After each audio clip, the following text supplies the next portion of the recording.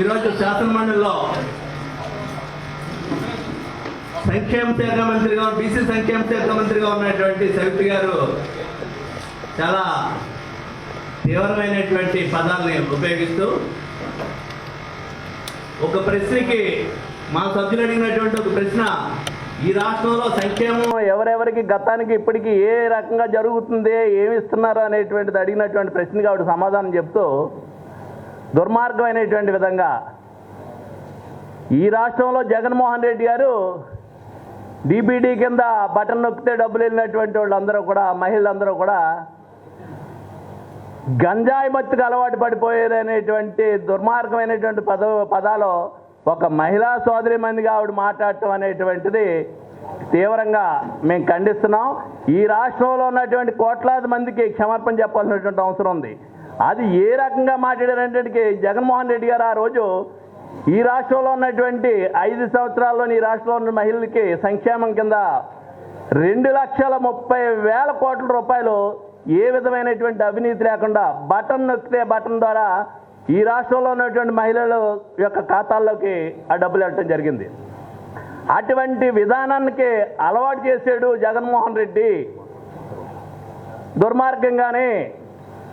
దానివల్ల గంజాయి మత్తుకు అలవాటు పడ్డారనేటువంటి విధానం అనేటువంటిది చెప్పినటువంటి విషయాన్ని తీవ్రంగా ఖండిస్తూ ఈ రాష్ట్రంలో ఉన్నటువంటి మహిళలందరికీ కూడా ఆవిడ క్షమాపణ చెప్పాల్సినటువంటి అవసరం ఉందనేటువంటిది మంత్రి గారిని డిమాండ్ చేస్తూ, మరి రెండో విషయం కాపుల గురించి చాలా విషయాలు మాట్లాడింది.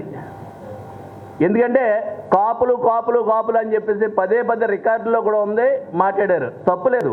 కానీ మాట్లాడినటువంటి విధానంలోని ఈవేళ కాపుల గురించి మాట్లాడేటప్పుడు 10,000 కోట్ల రూపాయలు ప్రతి సంవత్సరం కాపుల కోసం ఖర్చు పెడతామని చెప్పినటువంటి ఈ ప్రభుత్వం, అది నిజమై ప్రజలు ఒప్పుకోకపోయినప్పటికీ కాపోడిగా నేను ఒప్పుకుంటున్నాను.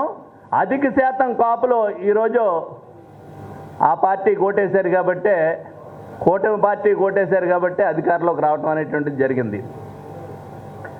అటువంటి విధంగా ఓట్లు వేయించుకున్నటువంటి ప్రభుత్వం ఈ 6 నెలల కాలంలోని ఏమిచ్చారనేటువంటిది చెప్పాలనేటువంటిది మేము డిమాండ్ చేస్తున్నాం. రెండవది 10,000 కోట్లు, 10,000 అదే 10,000 కోట్ల రూపాయలు కాపులకి, కాపు కార్పొరేషన్కి ఇస్తానని చెప్పినటువంటి వాళ్ళు ఈరోజు బడ్జెట్లో ఎక్కడా కూడా మరి ₹1 కూడా ప్రతిపాదన చేయలేదు.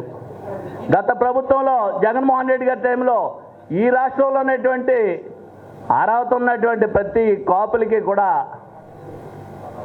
మరి 15,000 రూపాయలు ఇవ్వటం జరిగింది. అదేవిధంగా ఈబీసీకి నేస్తం కింద 45 సంవత్సరాల నుంచి 60 సంవత్సరాలు ఉన్నటువంటి వాళ్ళందరికీ కూడా 15,000 రూపాయలు చొప్పున ఇవ్వటం జరిగింది. ఈ రకంగా సంక్షేమం అనేటువంటిది ఈ దేశ చరిత్రలో ఎక్కడా లేనటువంటి విధంగా జగన్మోహన్ రెడ్డి గారు చేశారు. సరే, ఓటమి గెలుపు అనేటువంటిది ప్రతి పార్టీకి సాధారణంగా అప్పుడు ఉండేటువంటి ఎమోషన్స్ బట్టి ప్రజలు ఓట్లేస్తారు.